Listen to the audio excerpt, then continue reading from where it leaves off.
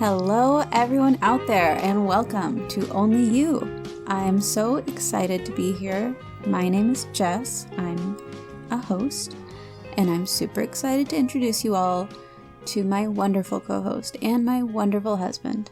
Hey guys, Pierce here. This is our podcast, our first podcast, episode 1. How wonderful is that? How wonderful! How exciting! How new! How new of an experience for us. How wonderful, exciting, and new. Bear with us. It's quite the learning curve, starting a new podcast, and it took us days just researching like what kind of equipment we needed. I mean, have you ever really started a podcast where it was just really good right off the bat? Nope. I've actually never listened to any podcast. I've never listened to anything ever. Okay. That's a lie. Listeners are going to think their hosts are liars. All right. Well, here's what it is. We are pretty new parents. We have a 1-year-old, and she is amazing. But through circumstances outside of our control, we will not be having another child. We have an only child. Yep, just the one. Just the one. We're happy with that. More than happy with that. Little peek inside of our lives. Our amazing 1-year-old just took her first steps about a week ago. Yep. And now she's toddling around, taking a few steps at a time, and it has been absolutely magical to watch. Yeah, it's interesting. I feel like a lot of what I've read about kids learning how to first walk, everyone says, well, once they start, look out. They're going to be walking, they're going to be running all over the place, jumping on stuff. I feel like that is not the case. I feel like she took her first steps like a week ago, and I'm just waiting for her to start sprinting across the room. But it hasn't been that. Like she's gradually taken more steps. I think her record is 5, maybe 4. But they're slow steps. Yeah, I think she's kind of apprehensive by nature. Yeah. She doesn't take big risks. She's a little bit more conservative, and she's not a huge daredevil. Some kids are even at this age, climbing and jumping and out of control, and that's not really her personality. She's a little bit more subdued, and that's totally cool. Can't wait to see how she grows up and, what she'll be like as an older toddler, because I guess now she's officially a toddler because she's toddling. Yep. But she does show that little bit of caution with every step. She's not the kid that jumps into the deep end. She's the kid that dips her toe into the water, at least so far. Maybe, and that might be a result of her overprotective first-time parents. That's possible. But yeah, I mean, having an only child is a funny dichotomy of being a first-time parent and also being a parent of an only, because we have all the nervousness of a first-time parent. We don't have that second kid chillness where we're like, oh, they always do this. Right. Or I've been on the other side and it's not that scary. And we will never have that. So, every phase that she goes through, it's going to be the first time for her, and it's going to be the first time for us. And I think that will affect her as she grows up, but that's just another thing we're going to get into in this podcast. Yeah. So let's go back a little bit and talk about... Rewind. Yeah, let's rewind. Perfect. Let's talk about what this podcast is. Our podcast is called Only You. We made it so we could talk about the decision to have an only child, the stigma surrounding it, and hopefully we can hear from you guys. We want to hear stories and anecdotes from people who've lived it. Basically, once we found out we were going to be parents of an only child, we found that it's not something that's talked about very much, and it's also seen as a selfish decision. We really got that vibe, right? It's always advised against. It's the equivalent to, I don't know, going against the CDC recommendation when it comes to mom pages and blogs and stuff. it seems like if you're doing that by choice, you're intentionally doing something to selfishly offer your child less than somebody else. And that has been really hard for me as the primary caregiver before COVID and the person with anxiety who researches a lot to grapple with. You know, it's been really hard for me to accept that I'm doing something that might someday cause my child to not have the best possible life that she could have. And through research and talking to other moms, I can kind of understand that that's not the case, but I think there needs to be a lot more support out there for people who have made this choice. And that's what this podcast is all about. So, listeners, this is a good time to remind you, or maybe for the first time tell you, that we have a email set up. onlyyoupod@gmail.com.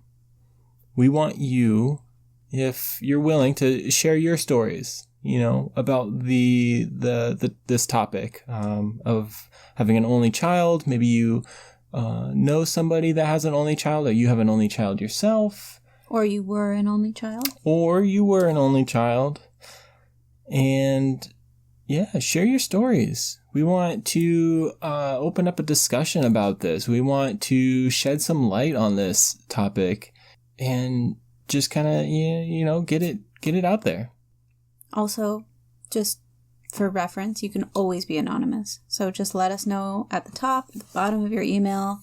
Please make me anonymous. Otherwise, you can throw in your first name and we'll include that. But otherwise, it doesn't need to be shared who you are. So we've already gotten a few emails. We'll get to those a little later. Yep. We're super excited to share them with you. Yep. And we just are really happy that we can get this going, because as two people that could use this resource that didn't find it, what do you do next? You make it yourself. And that's what we did. So we're trying. We're doing our best. We're not professional podcasters. Absolutely not. We're not doctors. We're not professional parents. Nope. We're just a couple of kids okay. Making a podcast in definitely not our garage. Well, this might be a good time to talk about who we are. Okay. So I'm Jess. I'm 29. I had Penelope, who is our beautiful, lovely daughter. I had her 1 year ago when I was 28. That's some quick math for you guys. I am currently the working member of this household. I work from home. And I always wanted to be a mom. I actually come from a pretty large family. I'm one of 5. I always kind of assumed that I would have a couple of kids. When we were talking about making this podcast, Pierce and I realized that we had never even really talked about having one. We were like, oh yeah, we'll just have some. Yeah. It was never a solid number. It was some. Yeah, neither of us being only children.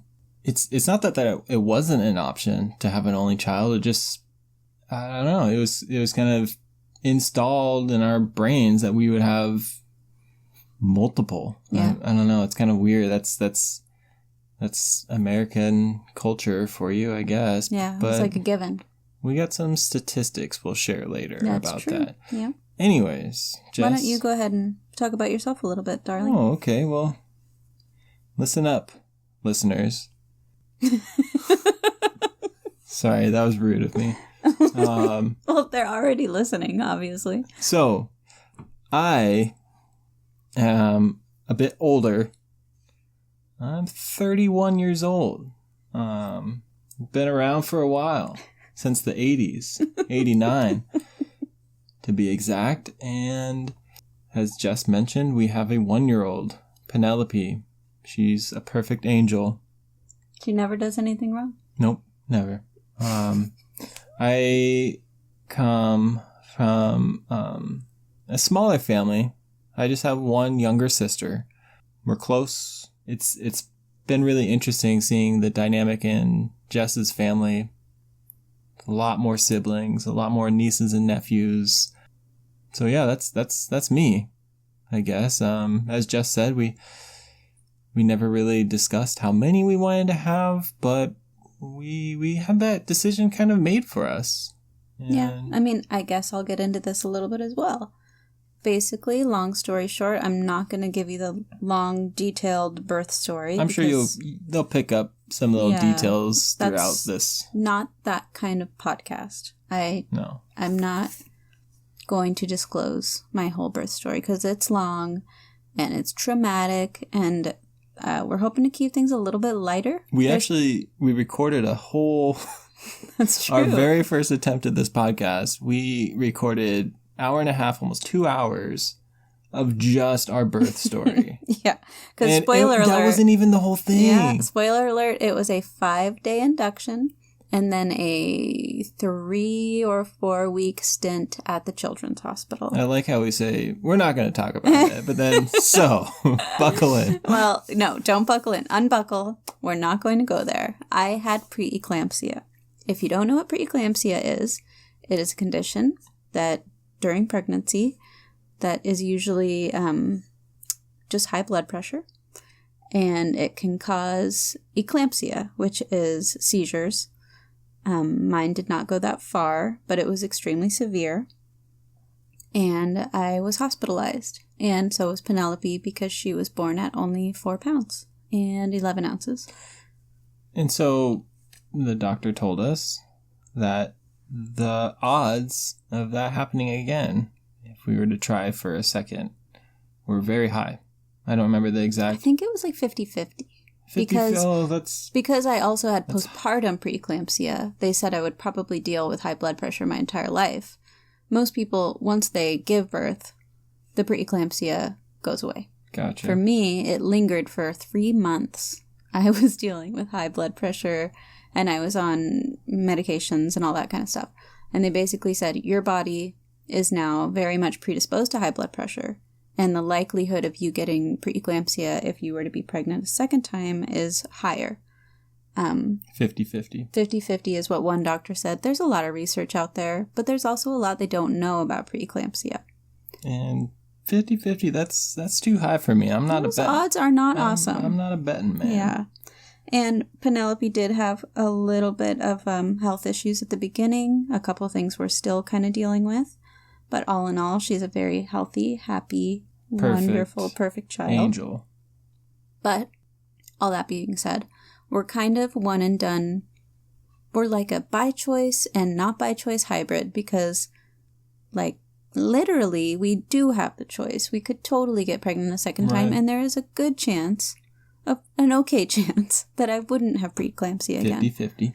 But we have decided together not to make that choice and not to roll those dice, especially in the age of COVID when, we probably would have been trying for a second now. Definitely not going to do that. And, I would be high risk, so I'd be in and out of the doctor's office a lot, and we're just not doing it. Nope. So, we've made our choice. It's not going to happen. Spoiler alert, part 2. Oh, boy. People don't love that. No. They're not impressed by that decision. That's kind of why we're here. Yeah. I'm sure if you're listening to this, maybe you have some experience, being a parent of a only child, getting questions such as... Won't they be lonely? Aren't you worried they're going to be lonely? Aren't you worried that they'll be lonely is a question that you hear a lot. Oh, you'll change your mind. Yeah. Oh, I've heard that one so much. And I've heard it from people who love me, people who know me so well, and they know how difficult it was for me after her birth, how much therapy I had to go through and still am going through to get over the trauma of her birth and what happened after. And they still say in that kind of condescending, you don't know as much as I do about the world tone. Yeah. You'll change your mind. So why do you think we get these questions? I mean, because clearly they have good intentions, right? They don't realize how insensitive it sounds when they don't know our story. I think people are I think they want you to be careful about anything you're saying for sure when it comes to parenting, because everything is like flexible, the points don't matter, everything's up in the air, and I think that people say just wait about all kinds of aspects of parenting. You say I've got this one part nailed, like, oh, we just got her to fall asleep through the night, we're doing amazing. Oh, just wait till she's a toddler and she can climb out of her crib. Or my daughter loves avocado and carrots and sweet potatoes. She's such a good eater. Oh, just wait until she's a toddler or a kid and all she eats is chicken nuggets. Like, people don't want you to feel 100% joy because they are worried that later you'll feel like, I don't know, you had a misconception of what it was going to be like. Yeah. I think they have your best interest in mind. But it's incredibly rude and judgmental and very uncool. It is super uncool. So, to sum up what this episode is going to be about, because we're getting a little off track here, but it does take a while to introduce ourselves and, get you guys sort of acquainted with who it is you'll be hearing from and maybe talking to through the course of this podcast. In this first episode, we kind of want to get into the stereotypes of only children, what people say or think when you tell them you're planning to have an only child or you do have an only child. And we just kind of want to dig into that part of it because this is a topic that's going to have a ton of depth. And in the coming episodes, there's going to be a lot of different stuff that we're going to get into. I think it's important also sorry to butt in here. We want to share, our preconceived ideas and thoughts on like only children, because we're not, as we said, we're not professionals. We're not perfect.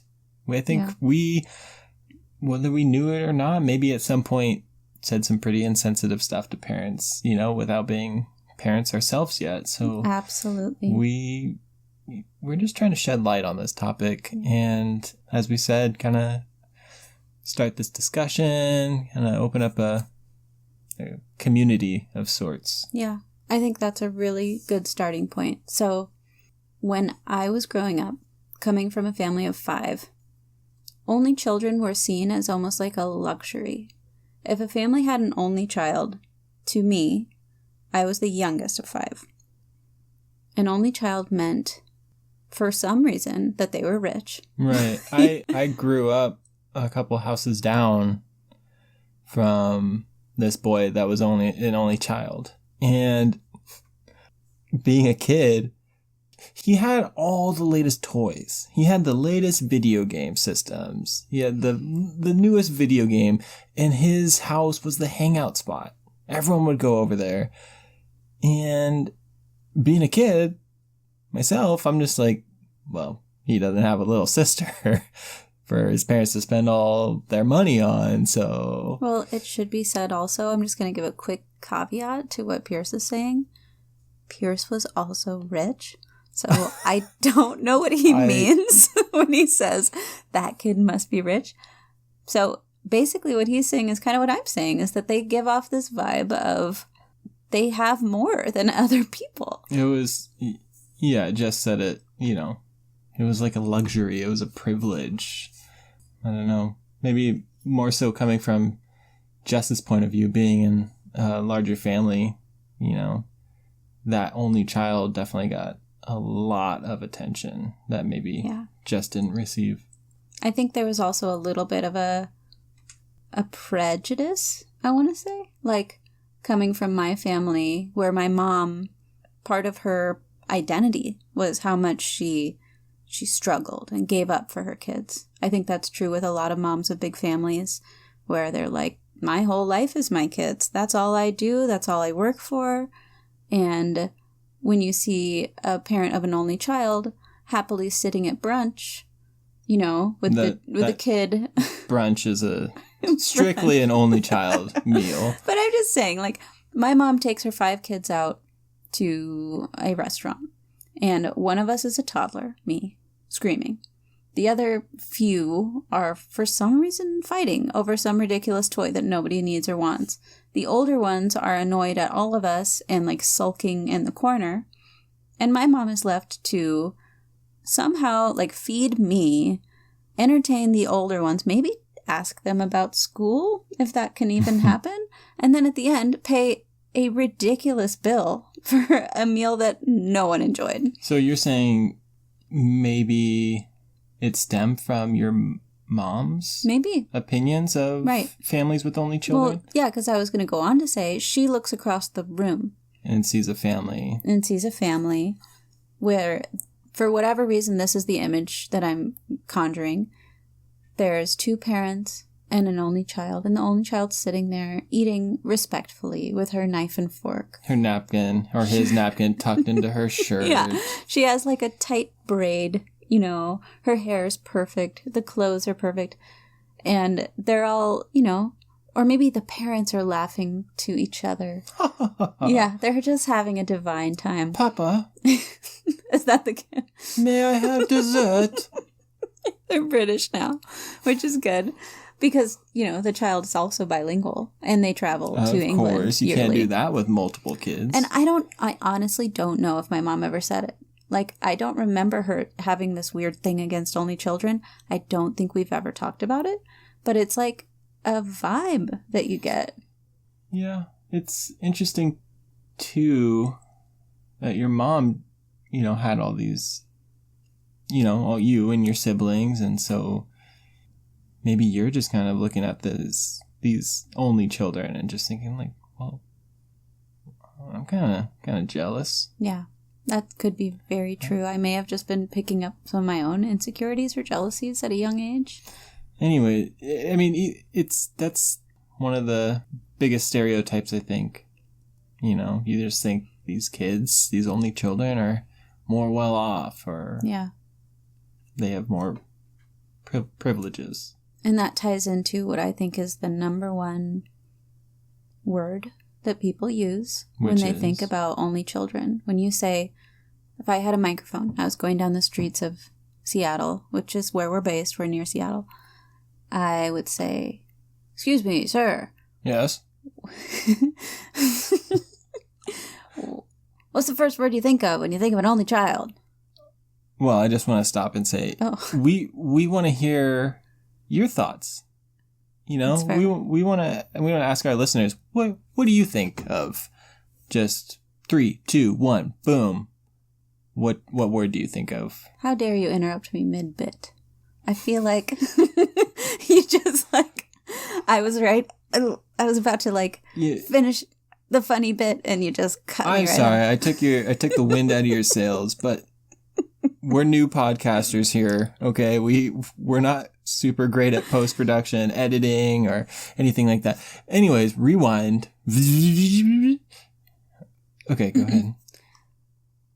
Here I am on the streets of Seattle. Excuse me, sir. Hello. What's the first word you think of when you hear only child? Oh, well, let's see. I think I would have to say spoiled. Spoiled. Spoiled is the word. Ding, ding, ding, ding. That is it. What did I win? Sure. Extra. It's 1940. The war is happening. Okay. Yes, spoiled is the word I was thinking of. And I think maybe that goes along with the upper class sort of stereotype as well. Mm-hmm.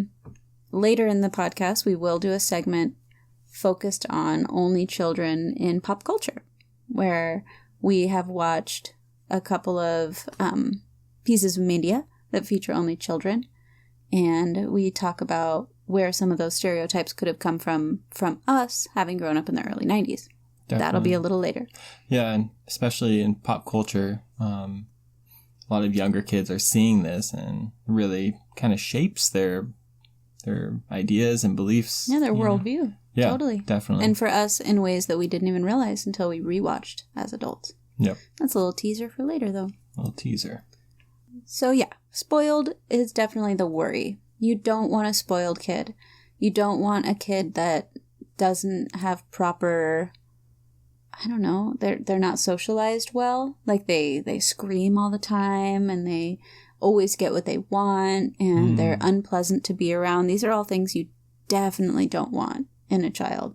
Yeah. And from what I understand from talking to other parents of only children, that stereotype isn't totally the case. There's a lot of ways that you can keep that from happening, and that's only one side of the coin. But before we get into that too much, what are some other stereotypes that you can think of? So we have, like, upper income demographic, rich. Spoiled, right? We have spoiled. Maybe outgoing, popular, sort of attention-seeking, I guess. What do you think about that? That makes sense. I think center of attention is one. Yeah. And that can definitely come out as spoiled, but it can also come out as popular. There's people who have kind of a commanding presence. Sure. And they're used to being the center of attention. They're used to having all eyes on them. And that can definitely be a trait of an only child.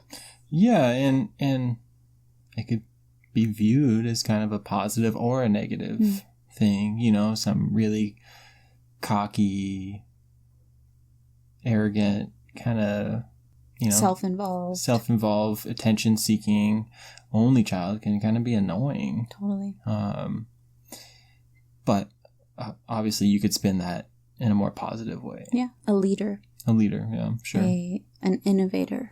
Yep, motivator. Someone who is very self-assured, confident. Yep. Those are all, the other side of the coin to that, where why does it have to be a negative thing that someone is self-assured, Yeah. or confident? Yeah. Now, another one, maybe they're a little awkward. Maybe they don't get the same exposure that you would if you had a sibling and got to hang out with their friends or just spend time with a sibling growing up. I feel like that really helps develop your social skills. And sure. So I could see how being an only child would maybe just make you kind of awkward. Yeah, that's interesting. That just made me think of, I have a close friend, who is an only child, and she owns it. She knows I'm not an only child, and I think it fuels our friendship, the difference, because we see things in such different ways, and it's a really fun friendship, and I love her to death.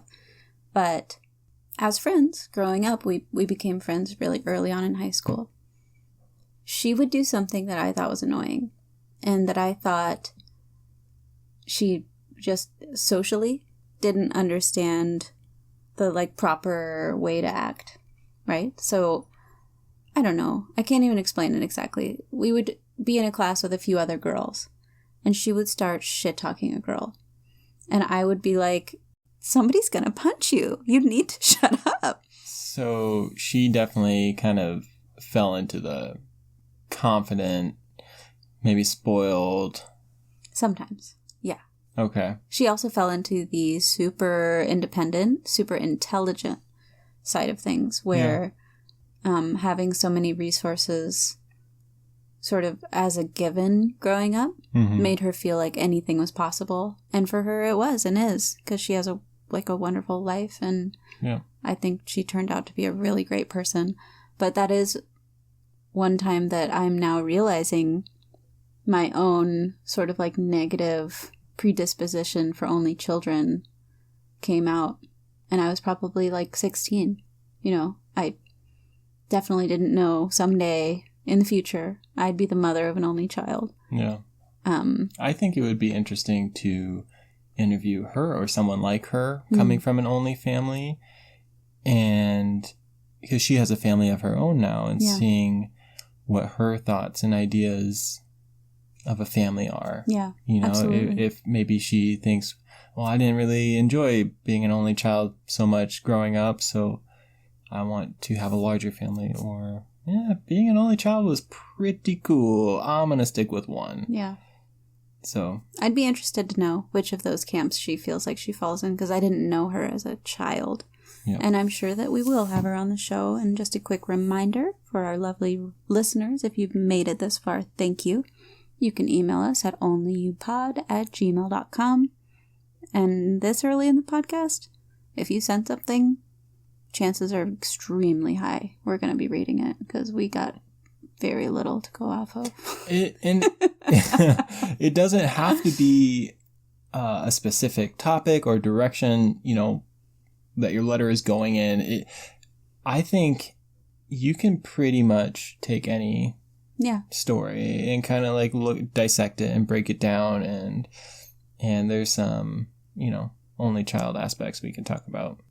So one thing you said earlier, Pierce, that was really interesting to me is that you mentioned that your childhood friend or neighbor, I don't know if you guys were close. We were close. Well, we were friends because he had the latest video games. Okay, so you guys weren't super close. You were kind of using him. I was a little shallow. I'm not proud of that.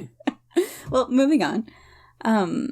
You had mentioned that his house was the hangout spot. It was right? The hangout spot, yeah. And that's interesting because I have a different friend who is an only child. And in high school, junior high school, her house... She also had all the video games? She did not have any video games, but she did have a desktop computer. And when we started hanging out in 2004, that was pretty darn cool. But her house was the hangout spot. And I remember, and I still know, her mom, she is an amazing, wonderful woman. She would really facilitate our hangouts. Like, she was the mom who, when we came over, would provide snacks. And the house was always filled with great food to eat and, sodas. And my friend had her bedroom, which was cool. It had its own bathroom. But then across the hall, there was the hangout room with a futon and a desktop computer, like I said. That sounds cool as shit. It was cool as shit. And her mom was the cool mom on Mean Girls. I'm not like other moms. I'm the cool mom. That was her. And even to this day, I follow her on Instagram and she follows me back and I still think she's the cool mom. So, sorry to interrupt again. This friend you're speaking of, was she kind of the awkward, shy type, or was she more the confident, outgoing type? And follow-up, do you think that's why her house was the hangout spot? Because she was, really popular? Or are you kind of saying the parents, like you said, kind of facilitate the whole, hangout spot vibe? Well, not to dive too deep into that story, she is still my best friend today, but she was a brand new resident of our town when I met her, and I will definitely say she is the confident type. She is the only child who grew up with some privilege and some extra attention, and instead of turning that into, being annoying, she turned it into being a very well-rounded, mature for her age, confident, very lively, wonderful person. If you talk to someone about this girl, this woman, they will say, I just love her energy. There is something about her that draws me to her. She's larger than life.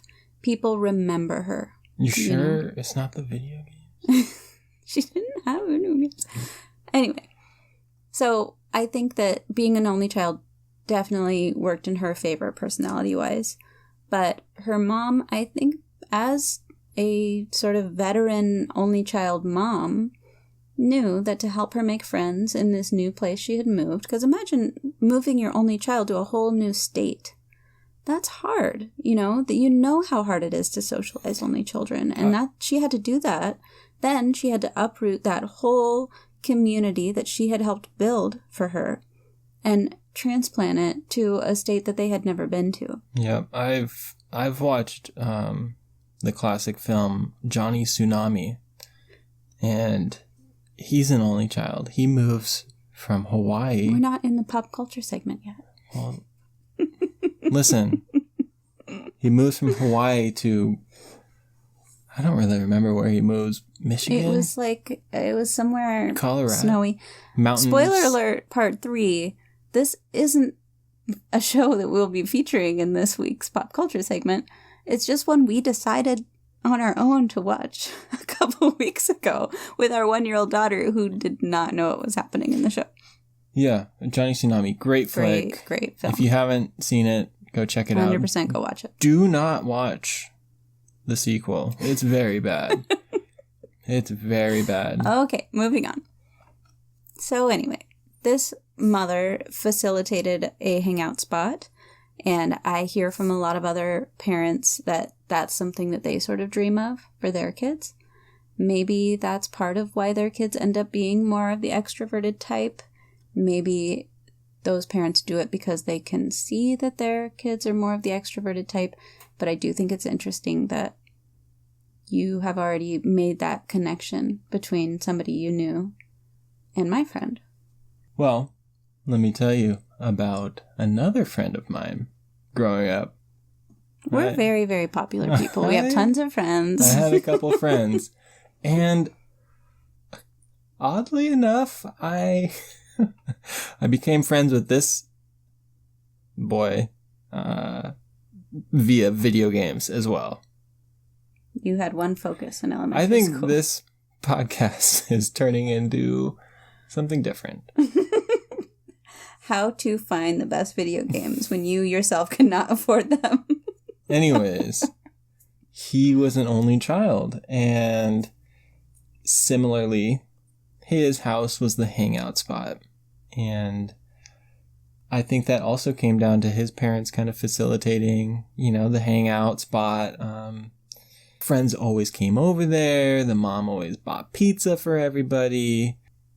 It was kind of, it wasn't hanging out at his house. It was just it's kind of like the cool kid hangout zone. Like, you didn't really think of like, well, we can't really do that because the parents are there. Anyways, I'm getting off topic. He was the opposite of Jess's friend. He was much more introverted. And it's just kind of interesting to see how he progressed. He grew up into, he kind of broke out of his shell, became more extroverted, but had a very similar home life to Jess's friend.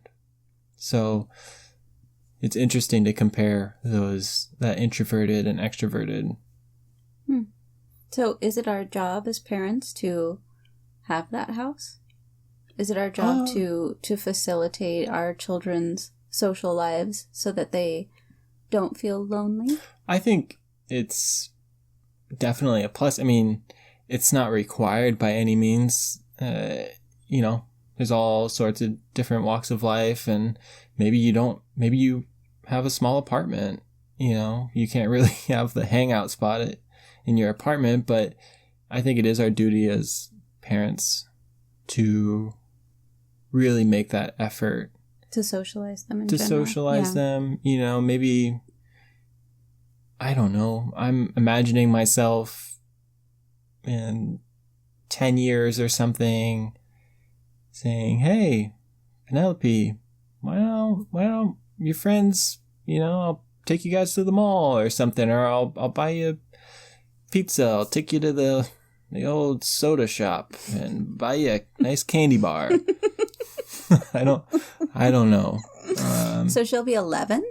And you're going to take her to an old-fashioned 50s soda shop? You might get a nice float. An egg cream? Whatever her fancy is, yeah. Okay. Well, I think that's interesting that your friend started out more introverted and was able to break out of his shell, perhaps because of the facilitation from his parents, perhaps because that was in him all along, and it just took a good group of friends. Yeah. I don't know. I wonder if we were to talk to him today, I wonder if he would say you approaching him about whatever video game was at the time. Pokemon Yellow. Pokemon Yellow. It just come out. Maybe that was like a big change in his life. Maybe he was like, finally I had somebody to talk to that understood me. I was lonely. And then through that friendship, because my friend Pierce was a little bit more, friendly and approachable, at that age. We were able to together start a band, right? Yeah. You eventually started a band. Yeah, we started a band. He, as he continued to break out of his shell, he became that attention-seeking extrovert, very confident, very intelligent. He was the center of the friend group. You would never expect that, knowing him as I knew him when we first met, and then seeing him now as an adult. It's pretty interesting. Yeah. I definitely see a trend with the only children that I know, that they firmly believe that the world is their oyster. Yeah. The only children I know are kind of risk takers. They don't worry that they're going to fail as much as maybe some other people that I know. Just off the top of my head, the only children that I know are very well traveled. Interesting. They have lived in other countries. They've studied abroad. They just seem like nobody ever told them something was, like an idea was too big or something was too hard or out of reach. And I think that's a tremendous positive. Absolutely. And I don't think people with multiple kids tell their kids they can't do something. I definitely am not saying that. I'm saying that only children are raised to believe the world revolves around them. Yeah. And I'm not totally sure that's always a bad thing. Definitely not. So it is interesting to think of introverts versus extroverts. And I think it should be said that Pierce, my loving co-host, is an introvert. Yeah. And I, the person who talks a lot and can be extremely long-winded, am an extrovert in a big way. And that is something you should consider as a parent for yourself and also for your child. So if you have two introvert parents, you might not be the hangout zone, because it wouldn't be good for you two, as a couple, as a household, to be having a bunch of kids around. If you're two extrovert parents, you might build an entire apartment for your child so that they will have a bunch of kids around. And then, a little deeper into that point, what is your kid? We obviously don't know yet. With Penny, it's hard to tell. She's one. She's perfect. She's perfect. And every 1-year-old wants attention. So we don't know. But as she gets older, we kind of need to follow her lead as far as socializing. If she seems like more of an introvert, we might want to encourage one-on-one friendships for her. Yeah. So not inviting all of her classmates over for a dance party, but instead telling her, hey, have you ever thought about being pen pals with this person that you met?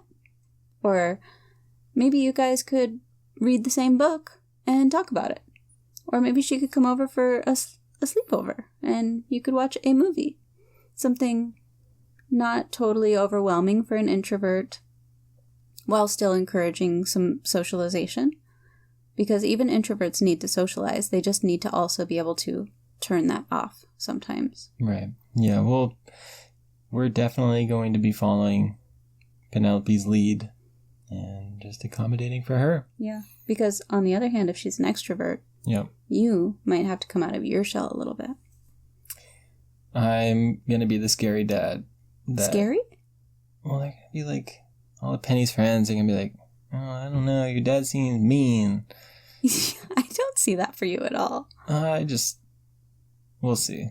I'll just be like, yeah, you kids want to go to the soda shop? I could see you kind of being the cranky dad that's like, your friends can come over, but keep them away from my records. Don't let them play on my grass. Yeah, you're a little cranky, and you definitely need to be able to turn it off. But that's the perfect time for me to swoop in. Yeah. And be like, ladies, we are going to write a play. We're going to star in it, and Dad is going to be the audience. So let's leave him alone so he can't hear anything we're doing. Shh, shh, shh.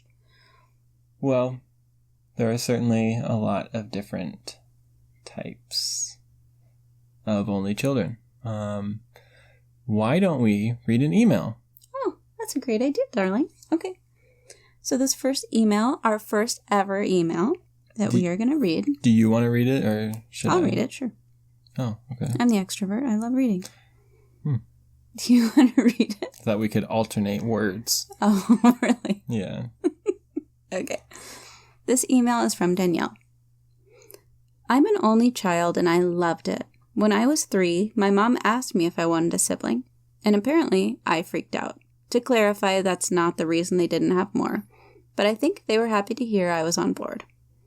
Seldom discussed benefits of only childhood. All my parents' time and resources were at my disposal. My friends with lots of siblings used to talk about having to schedule one-on-one time or outings with each parent, but that was just my day-to-day. I have no student loans because my parents didn't need to save for multiple kids. I don't think that's happening for Penny. No offense. Yeah. I had a lot of time to practice hobbies and imaginative play when I was younger. I have an incredibly close friendship with my childhood best friend. I think the absence of other siblings can make room for these incredibly tight sisterhoods that we choose on our own. I'm pretty sure my 1-year-old will be an only child, and I see a lot of benefits as a parent. I'm excited to regain an element of bodily autonomy, which is something I'm really thinking about a lot right now. Interesting. Thank you, Danielle. Thank you, Danielle. Our first ever emailer. So, starting at the beginning, it's interesting that I respect that her parents asked her, Yeah. what do you think about having a sibling?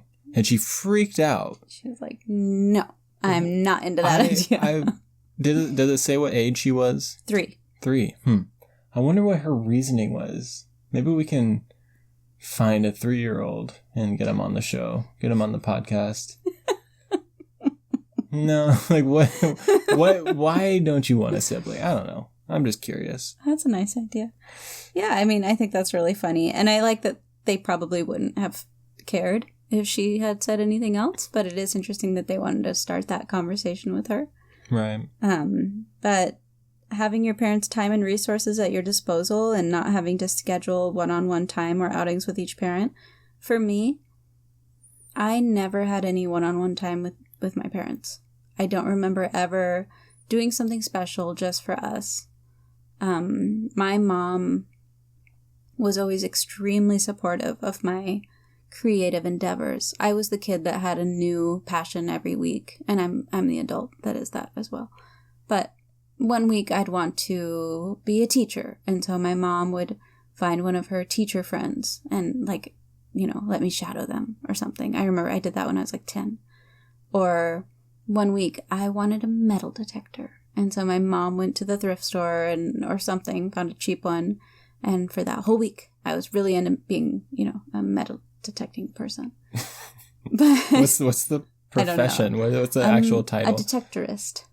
No. Okay. Metalhead. A metalhead. Or metal seeker. I was really into my clarinet. There was also a brief time where I thought I would be president. And I don't think that is totally gone. Anyway, my mom was super supportive of all of these things, but she wasn't with me when I did them because she obviously had other things to attend to. So in that way, I did grow up pretty independently because the resources were stretched so thin that I kind of had to do that on my own. But I could see that being a huge benefit. Like, if Penny were to come to me and be like, I heard about a metal detector today. Can I maybe try one of those? I'd be like, girl, we're both getting metal detectors. Get in the car. Joking? Yes. And we'll get soda on the way home. We're going to Dad's soda shop that he owns because it's, 2020 and he's opened a 1950 style soda shop. I wanted to say, when I was a kid growing up, I played a lot of club level soccer. And so we would compete. I did this up until I was 18 years old, going to different tournaments across the state, into the next state over, sometimes going up to Canada. And having a sister, looking back now, I really kind of feel for her. Like every weekend, she had to tag along and that was probably pretty hard for her. So I can definitely see the benefit there of not having to like, try to compete. Yeah, that must have sucked. Yeah. I would have just absolutely not done that. And it was kind of ironic that I sort of grew to hate it later as I got older. So, well, yeah, I think parents make it work, though. I do know from talking to your mom that on those outings, she would also go antique shopping. And your sister did end up with a huge affinity for all things vintage and antique. So I do think there were ways that she was parenting you both. It's not like your sister was just being dragged along. Sure. But it is true that being able to have 100% of your parents' time and resources definitely leaves you more room to explore your hobbies, but also with some help, with some companionship of someone who is an adult that can like really make it happen for you. So yeah, that's to say I didn't have a lot of one-on-one time with my parents, and I'm really looking forward to doing some one-on-one type of journeys with my daughter. She said she has no student loans, which is nice for her, but I don't know, unless you guys all download this at the same time and make us super, super rich. I just don't see that happening for Penny, but maybe, I'm definitely going to hope for the best on that. And then her next point is really interesting. I have an incredibly close relationship with my childhood best friend. We created a sisterhood. And she said that it left room for her to create a sisterhood, which I would imagine, not knowing for sure, was probably very much facilitated by her parents.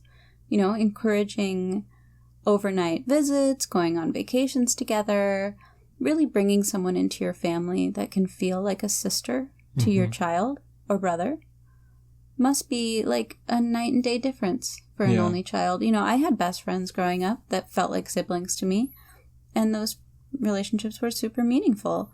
I can't imagine how much more so they would be if I didn't have any other siblings. I think this is a very interesting topic, and in the future, I'm sure we could do a whole episode on forming strong bonds and friendships with friends, or the point I wanted to make is often you will see an only child form these strong bonds with extended family members, maybe a cousin or, who knows, whatever. But yeah, that's really interesting to, just because you don't have a sibling doesn't mean you're not going to have like these strong, important relationships. As you said, your friend, the only child growing up, she's still your best friend to this day. And you guys created that strong bond, and same goes for me. My friend growing up, the one that was kind of introverted and grew into an extrovert, we still, keep in touch. Not so much anymore. That's kind of unrelated, but, into our late 20s, still very, very close. And that was our friend group, our whole friend group. And I think Jess can say the same thing. People that were friends with these only children from the only child families, they make strong bonds with their friends, and they're most of the time lifelong friendships. Yeah. I think it's a skill to learn, nurturing friendships and giving them that longevity to last a lifetime. Maybe that's something that only children have a unique perspective on, and that's why we can both say we have lifelong friendships with people who are only children. Yeah. Maybe that's something they were taught or something they learned throughout the way, but they definitely understand the art of nurturing a friendship. Yeah. And it's true. Your friend that you're speaking of, I've seen him many times at the weddings that we go to on your side of the friend group. He's there, and all those other people you met in middle school are there. So that friendship, for him, a lot of those friendships last a long time. Yep. So, speaking of friendships, someone who I think was able to maintain a lot of friendships while being an only child was Arnold from the hit series Hey Arnold. Hang on a second. Yes? Is this a segue? It sure is, bud. Hold on. Diddle diddle diddle diddle diddle diddle. It's the pop culture hour. Pop. Culture. We have a pretty I thought big... you were going to be like, wee. No, I was gonna comment on how big our budget is. Huge. That was a $10,000 synthesizer that I was just making those noises on. Right. We're really high tech here. So, like we said in the beginning of the episode, we wanted to have a pop culture segment where we kind of talk about only children in pop culture. And well, first we watch something in pop culture. Well, of course. We specifically look for only children in pop culture. And then we watch something, either a couple episodes of a show or a movie. Yep. We could perhaps read a book. Yep. I don't see that happening in our household, but it's a possibility if we run out of material. Yes. So we've got a lot of cool ideas down the line. This episode, we kind of went for the animated element. Animated late 90s. Yep. So if you don't know by now, we are millennials. I think we've made that ridiculously super clear throughout this podcast. Yes. Not only by saying our age, but by probably a lot of our references. We are definitely millennials, and we grew up with Hey Arnold. We sure did. And we also grew up with Rugrats. Yep. So those are the two shows that we've decided to highlight for today's segment. Hey Arnold being sort of like how an only child can go right. And Rugrats, with the emphasis on Angelica, how an only child can go wrong. So let's start with Hey Arnold. First thing I think of, and I actually talked to my coworker about this today. Did you? Yeah, I talked about Hey Arnold. Okay. Because I showed him a video of Penny walking, and you were watching Hey Arnold. Doing my intense research for this podcast. He was like, oh, Hey Arnold, I love that show. His room was so awesome. His room was cool. And that's like the first thing that we were thinking about, too. The hangout zone. Totally a hangout zone. Yeah. He had like this mid-century modern, way before it was cool, aesthetic. He had like an atomic style clock. He had the opening sunroof thing. Yeah, it was where very, you could go out to the roof. Like space age modern vibe, like with all the windows and there was like weird steps built into the wall going up to the windows. Only an only child would have that, of course. Absolutely. Because he is definitely shown to be mature and wise for his years.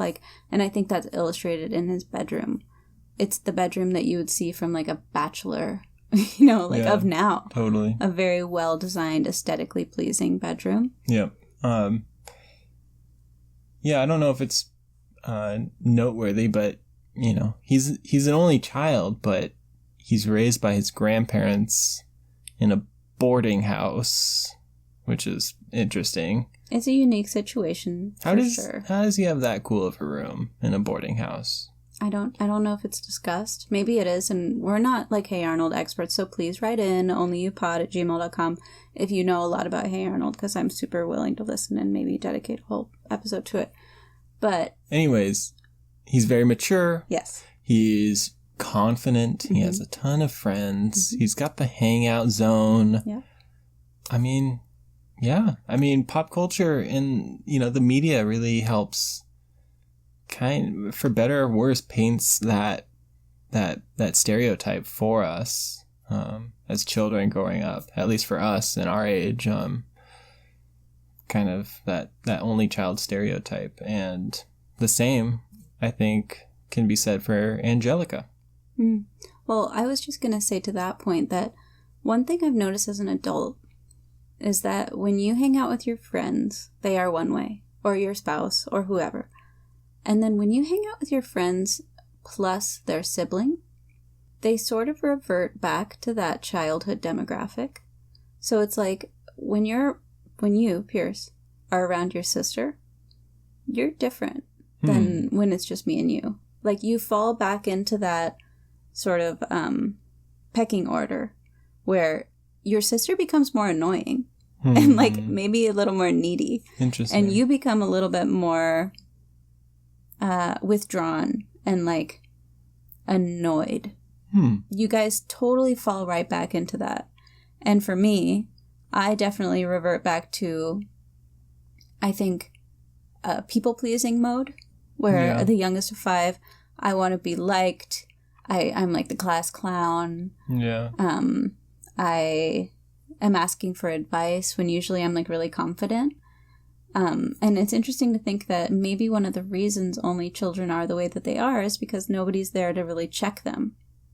And nobody's ever there to like pull them back into their more immature family hierarchy. That's pretty cool that, you're so wise to see that. I think that's really cool. I've never really thought about that. Next time I'm with my sister, I'll have to really pay attention to that, because I totally see that with you. Yeah. And for you to observe that on your own, I think that's pretty cool. Thank you, dear. And only from this podcast did I have that thought.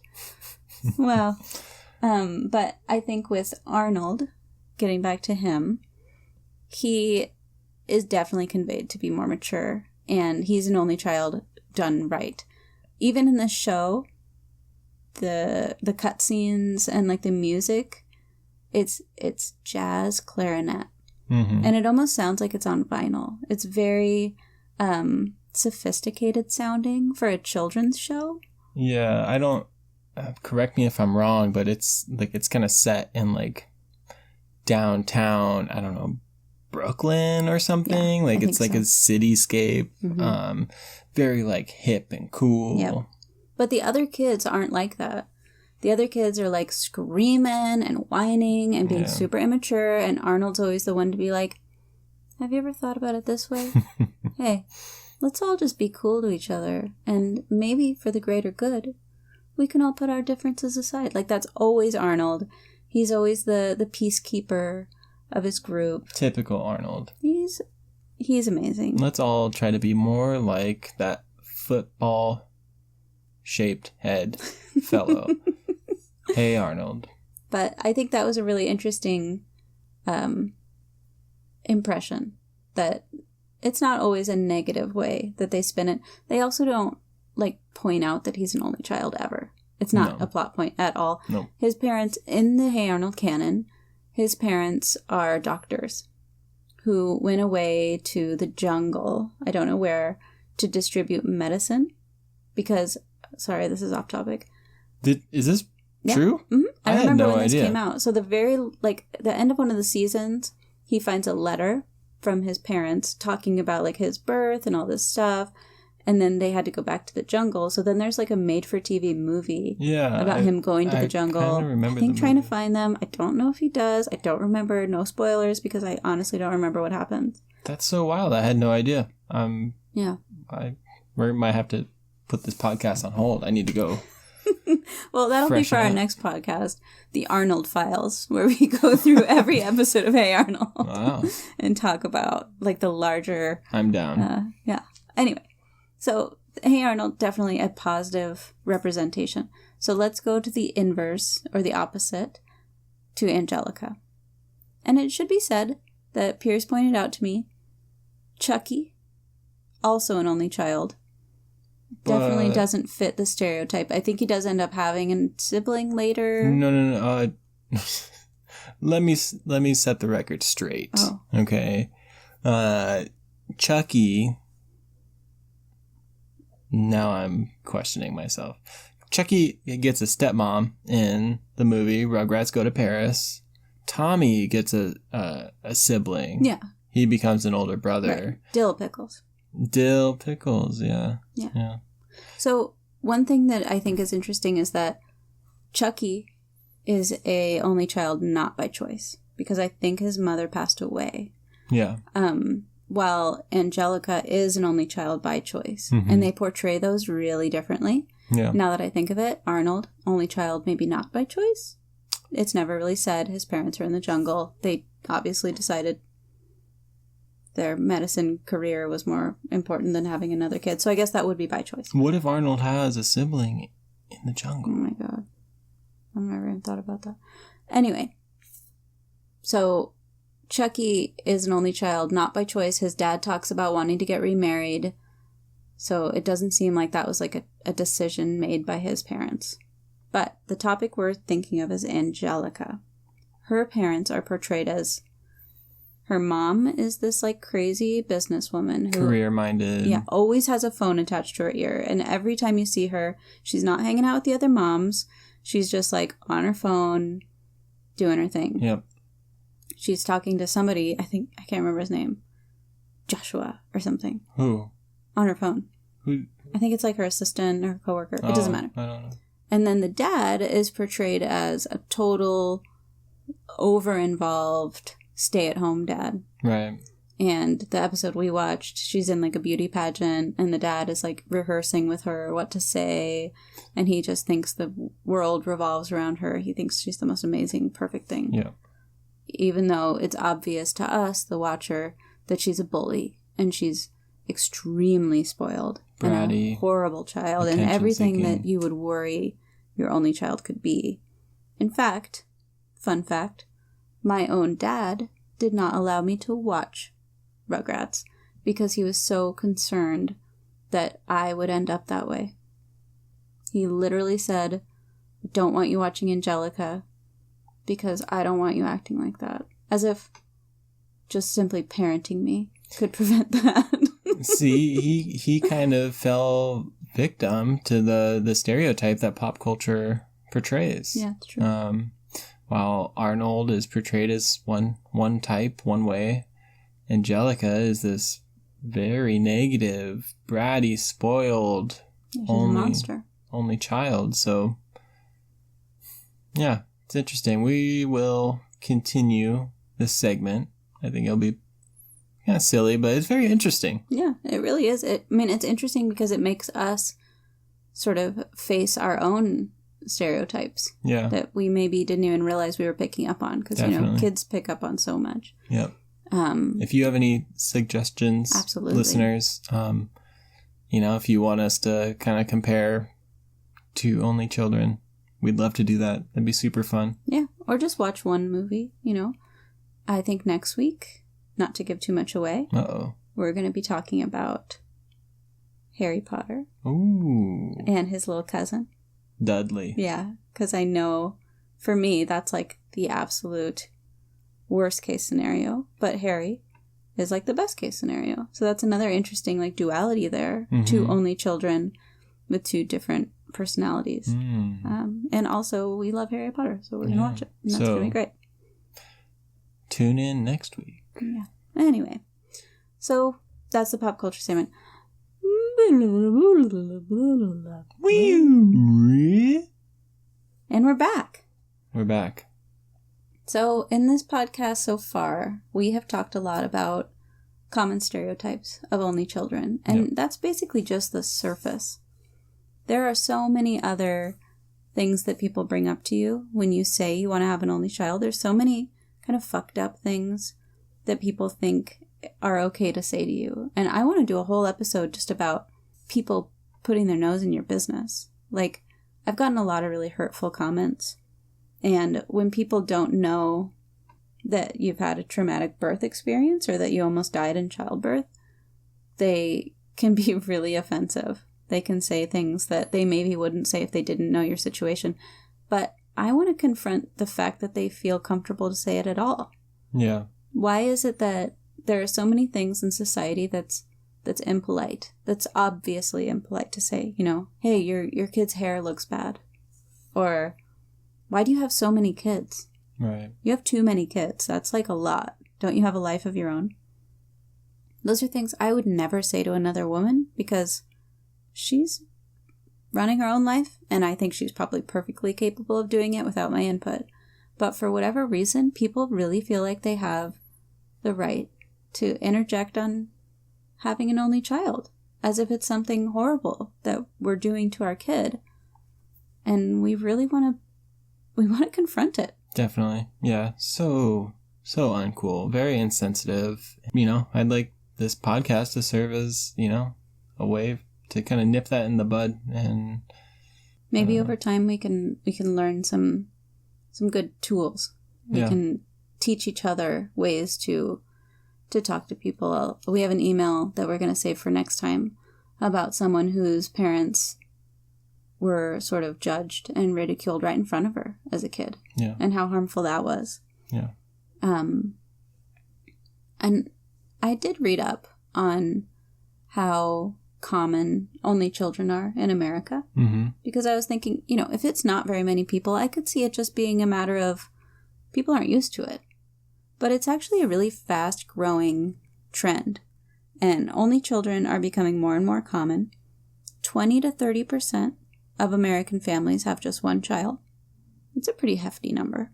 Yeah. You know, when you consider blended families and all these different situations that people have.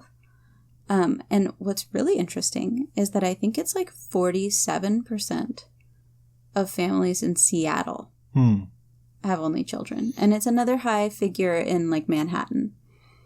But these really condensed cities naturally have more only children, which I feel like makes a lot of sense also. There's like not a lot of space. For sure. And there's a big focus on work. And it just makes more sense for your family to just have one kid, especially if you're, you know, stretched too thin in your professional life or your own hobbies or interests. Yeah. So it's definitely not something that's unheard of. It's not even uncommon where we live. 47% is huge. So yeah, that's almost half. That's way higher. Where is the stigma coming from? Yeah. Why do people feel like it's okay to ask these rude questions? Yeah. Interesting. I'd be curious to see that statistic, you know, throughout the decades. I definitely think it was less common in previous decades and becoming more common now. Or in different regions of the world. Mm-hmm, definitely. So yeah, we really want to hear from you all. Email us at onlyyoupod@gmail.com. And next week, we're going to talk more about this stuff. And based on your emails, we'll decide which way next week's going to go. Yep. We got some ideas. Mm-hmm. Yeah, we're really excited to continue this discussion. We really want to hear from you guys. You know, our listeners, guys and gals, our listeners are going to keep this podcast going. Yeah. And if you have thoughts on introverts versus extroverts, making your house the fun hangout zone, how to talk to people when they say shitty judgmental things about your only child, only children that you've known, that even if you're not an only child, people that you know in your own life that are, and you know what they're like as adults. Or if you have an only child and you're not sure if you should have another, and especially for those of you out there who feel really pressured to have another kid, even though it's not something that you're super excited about, we want to hear from you. Because another important part of this is validating your decision to stop. If you're ready and you feel like your family's complete, but you're feeling pressured because you want to give your kid a sibling, we want to talk about that. yeah. And fuck that pressure. Yeah. Also. Yeah. So, yeah, do you. So yeah, is that it? I think that's it. That's our episode? I think so. Wow. Well, I don't know what to say. That was fun. That was fun. Yeah. We can't wait to continue this conversation next week. We hope to get some emails from you all. And that's going to be us signing off. Hopefully we'll talk soon. Thanks.